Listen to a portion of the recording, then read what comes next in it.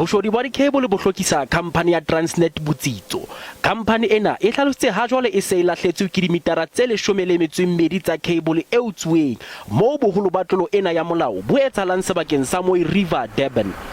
Transnet e hlalositse ha e ntse e rarolla tsallo morao e teng ya ditokiso tse ballwang ho dibilione tsa diranta. The tally that we've done in terms of how much it will take us to actually fix that, I think we put in it's about 24 million that for us to replace the wire. Athe selemong se fetileng Transnet ile angwa hampempe ke dikgola tsa KwaZulu-Natal moo Khampane ena ile nya kwalo bakeng sa dibeke tse tsheletseng. Sena se ile sa baka tiehiso ditshebeletsong tsa Khampane ena moo le boshodi ba dikheibole bo ileng ba phahama haholo nakong eo. Transnet on its own cannot fight this.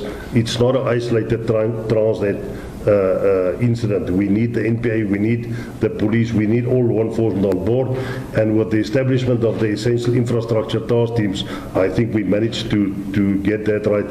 Le ha hoja o fihla pheletsong ha strike sa basebeletsi ba Khampane ena ho imulla Transnet e tlasa kgatello, leeto le sa le lelele pele Khampane ena e ka fumana botsitso ka ho phethahala.